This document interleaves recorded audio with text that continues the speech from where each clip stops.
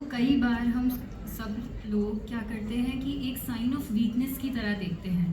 पर आज मैं ये क्लियर करना चाहती हूँ कि मानसिक बीमारी साइन ऑफ वीकनेस नहीं बल्कि एक साइन ऑफ स्ट्रेंथ है। किस लिए? क्योंकि बहुत ज़्यादा करेज लगती है जब हम किसी के सामने अपनी डीप रूटेड इनसिक्योरिटीज़, जब हमारे दिमाग में क्या चल रहा है, किस चीज़ से हम परेशान हैं, उन सब बातों को हम किसी और के सामने रखते हैं, तो इसके लिए बहुत ज़्यादा करेज की ज़रूरत होती है। दूसरी चीज़ कि मानसिक बीमारी ऐसी नहीं है कि सिर्फ एक सेक्शन ऑफ सोसाइटी को ही प्रचलित करेगी। आप बच्चा हो, बड़ा हो या फिर ओल्ड एज हो, हर everybody from all walks of life is affected through mental illness. Problem यहाँ आती है जो स्टिग्मा अटैच्ड है कि किसी के सामने इस चीज़ के बारे में जिक्र नहीं करना, किसी से ये नहीं बोलना कि मुझे कहीं ना कहीं इमोशनल तौर पर परेशानी हो रही है। इससे प्रॉब्लम ज़्यादा बढ़ती है। और ये जो स्टिग्मा है ये पहले भी था, आज भी कई जगह प्रेजेंट है, बट हम सब लोग मिलकर इस चीज़ को चेंज ज़रूर कर सकते हैं। कई बार मैंने देखा है कि आम तौर per day to day life में सभी लोग अगर किसी को देखते हैं, कोई अपने दोस्त को देखते हो आप लोग और आप कहते हो कि इतना उदास घूम रहा है, हो सकता है डिप्रेस्ड होगा। कितना easily day to day language में हम मेंटल हेल्थ टर्मिनोलॉजीज यूज़ करते हैं। या कोई इंसान बहुत ज़्यादा ऑर्गेनाइज रखता है, अपनी अलमारी को ऑर्गेनाइज रखता है, अपनी बुक्स, अपने रूम को साफ़ सफाई के तौर पे रखता है, तो हम क्या बोलते हैं, अरे ओसीडी से प्रचलित होगा और तो क्या होगा। बट ये चीज़ गलत है। और ये चीज़ हम कैसे ठीक कर सकते हैं? जब हम अपनी खुद की अवेयरनेस बढ़ाएं इस चीज़ के लिए। जब हम मानसिक बीमारी के कॉजेज़ की बात करते हैं, तो सिर्फ एक कॉज नहीं होता कि हम बोले कि नहीं, बच्चे के बचपन में कई ट्रॉमा रहे होंगे, कई दिक्कतें रही होंगी, इसीलिए आज उसको मानसिक बीमारी है। इसके बाकायदा बायोलॉजिकल, साइकोलॉजिकल और सोशल कॉजेज़ होते हैं। बायोलॉजिकल कॉजेज़ की जब हम बात करते हैं तो हम बोलते हैं कि उसके फैमिली हिस्ट्री में मानसिक बीमारी रही होगी, या फिर हो सकता है कि जेनेटिक्स के थ्रू मानसिक बीमारी उसमें आई होगी। जब हम साइकोलॉजिकल कॉजेज़ की बात करते हैं, स्पेशली बच्चों में, आजकल की जो दुनिया है उसमें ग्लोबलाइजेशन आ रहा है, अर्बनाइजेशन इतना ज़्यादा हो गया है कि कई कारण बन जाते हैं। कुछ कारण जिन पे मैं आज टच करूँगी वो है, सबसे पहली बात, जब इंसान अपने घर से, कोई भी स्टूडेंट कॉलेज लाइफ में शिफ्ट करता है, अपने घर से यहाँ आता है, तो वो एक नई उम्मीद के साथ, एक नए विश्वास के साथ आता है। बट प्रॉब्लम कहाँ आती है? जब नए एडजस्टमेंट्स करने होते हैं, हॉस्टल लाइफ से, घर की लाइफ से, कंफर्ट जोन से हॉस्टल लाइफ में एडजस्ट करना होता है। फिर एकेडमिक प्रेशर भी काफ़ी रहता ही है।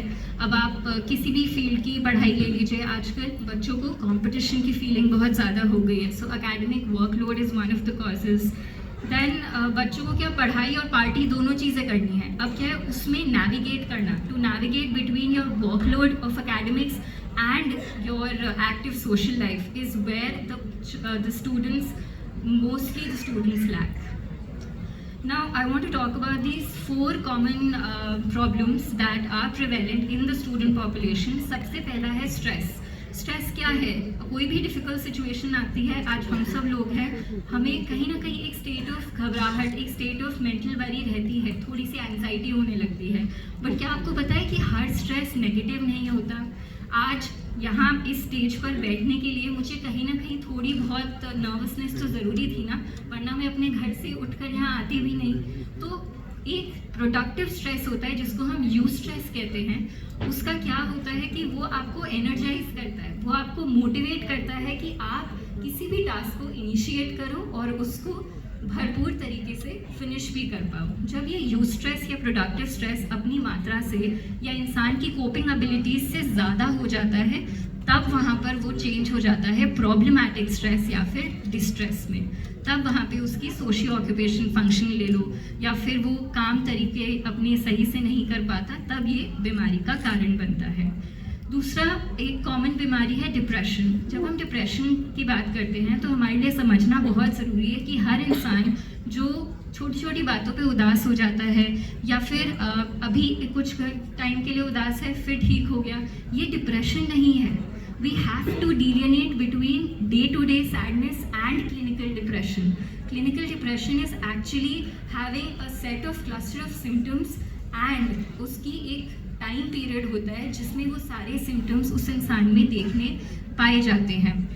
कुछ सिम्टम्स हैं जैसे बहुत ज़्यादा उदास मन रहना, बहुत ज़्यादा थकावट हो जाना, increase fatigability, when we talk about decrease interest in pleasurable activities, when we talk about negative thinking and suicidal ideations. ये कुछ सिम्टम्स जब 2 हफ्ते से ज़्यादा किसी इंसान में रहते हैं तब हम उसको डायग्नोस करते हैं डिप्रेशन से।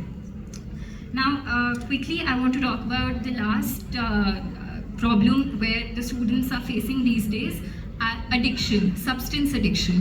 आजकल क्या है, मैं देख रही हूँ कि बच्चों के लिए ड्रग्स, अल्कोहल, इन सब चीज़ों से एक्सपेरिमेंट करना बहुत ज़्यादा कॉमन प्रैक्टिस हो गया है। बट और ये कैसे लेते हैं, इनके तरीके होते हैं, या तो orally they take the drugs और they inject themselves with those drugs.